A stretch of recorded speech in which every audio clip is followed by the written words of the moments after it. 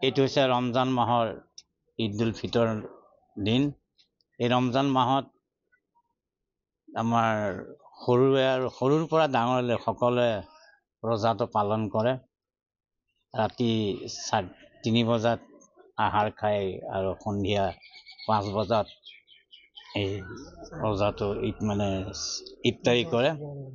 ই এক পৰম্পৰা, এক আনন্দমুখৰ পৰিৱেশ হয়। সৰুৱে ডাঙৰক সন্মান কৰে আৰু ডাঙৰে সৰুক মৰম কৰে। ঈদ বিহু একেই। ঈদ বিহু বুলি ক'লে সকলোৰে মনত আনন্দই লাগে, বিশেষকৈ সৰু ল'ৰা ছোৱালীৰ মনত বিশেষ আনন্দ লাগে। আৰু এই মছজিদটো বহুত পুৰণি মছজিদ, এই সম্পৰ্কে অলপ ক'ব। এই মছজিদটো আজি প্ৰায় 600 বছৰতে ভৰি দিলেহি। আমি শুনামতে আহোম ৰজাৰ চুহুংমুঙৰ ৰাজত্ব কালত এই মছজিদ ভাগ স্থাপিত হৈছিলে। এই মছজিদ ভাগ যেতিয়া স্থাপিত কৰিছিল তেতিয়া ইয়াত ব্যৱহাৰ কৰোঁতে লোহাৰ ব্যৱহাৰ নাছিলে আৰু চিমেণ্টো নাছিলে। ইয়াত মাত্ৰ আছিলে হাঁহৰ ডিম, মাটিমাহ, বৰা চাউল আৰু বৰালি মাছৰ টুটুলা বুলি কয়। এইবিলাক সামগ্ৰীৰে এই মছজিদ ভাগ নিৰ্মাণ কৰিছিলে।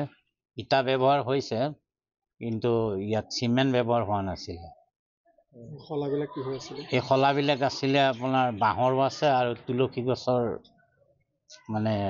ঠাৰিও আছে আৰু খুঁটা আছে ইয়াত। এই মছজিদটো অদূৰ ভৱিষ্যতলৈ সংৰক্ষণৰ কাৰণে আপোনালোকে কি ব্যৱস্থা গ্ৰহণ কৰিব? আমিতো এই মছজিদ ভাগ সংৰক্ষণৰ কাৰণে চৰকাৰৰ ওচৰত কেইবাবাৰো আমি নিবেদন কৰিছোঁ। যোৱা পুৰাতত্ব বিভাগৰ ফালৰ পৰা আমাক মেৰামতিৰ কাৰণে 3 লাখ টকাৰ আমন্ত্ৰণ দিছে, কিন্তু বৰ্তমান আমি পইচাটো পোৱা নাই। পাম বুলি আমি আশা কৰিছোঁ।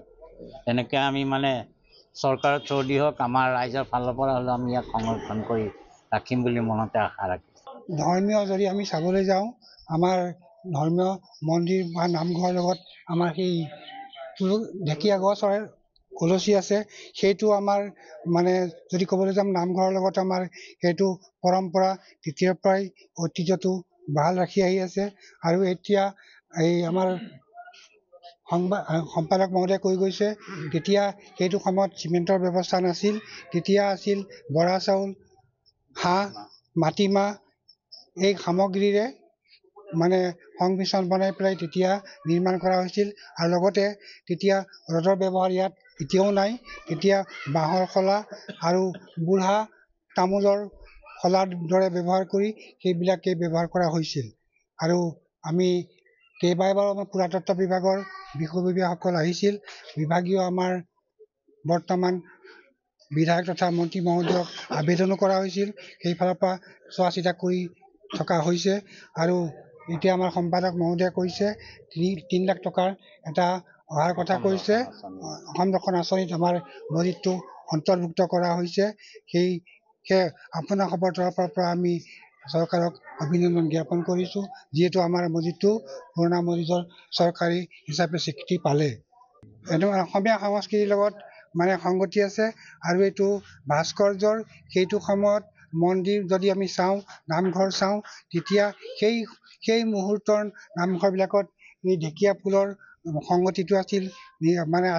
সেইকাৰণে সেইটো সময়ৰ কাৰুকাৰ্যকৰ্তাসকলে সেইটোৱেই ব্যৱস্থা বাহাল ৰাখিছিলে। আৰু যদি আমি ক'বলৈ যাওঁ, আমাৰ অসমৰ মৰীয়াসকল, আমাৰ বিভিন্ন হিন্দু ধৰ্মাৱলম্বীৰ লগত সকলো ধৰ্মীয় বা আচাৰ ব্যৱহাৰ সকলোৰে লগত আমাৰ ভাতৃত্ববোধ আছিল। আৰু সেইটো পৰম্পৰা আজিও আছে। আমি আগলৈ থকাৰ আশা কৰোঁ। আৰু ভৱিষ্যতে এই ভাতৃত্ববোধেৰে আমি অসমত হিন্দু মুছলিম জাতি ধৰ্ম নিৰ্বিশেষে আমি ঈদ উদযাপন কৰিম। আৰু এই সুযোগতে সমূহবাসীলৈ আমি ঈদ উল ফিতৰ উপলক্ষে আজি আপোনাসৱৰ জৰিয়তে অভিনন্দন জ্ঞাপন কৰিলোঁ, ঈদ মোবাৰক যাচিলোঁ।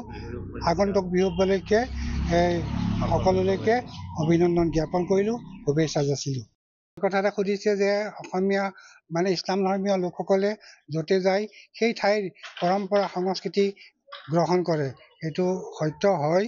গতিকে সেই পৰিৱেশৰ লগত মিলাকৈ সকলো সংস্কৃতিৰ লগত জাতিৰ লগত মিলাকৈ সেই সময়ৰ লগত সংগতি ৰাখি সকলো নীতি নিয়মবিলাক মানি লৈ ইছলাম ধৰ্ম গ্ৰহণ কৰা হৈছিলে।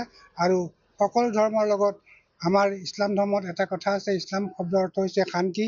সকলো ধৰ্মৰ লগত মিলি শান্তিৰে সম্প্ৰীতি ঐতিহ্য ৰখাৰ কাৰণেই একতাৰে কাম কৰাৰ উদ্দেশ্য হৈছে আমাৰ ইছলাম ধৰ্ম শান্তি প্ৰতিষ্ঠা কৰা।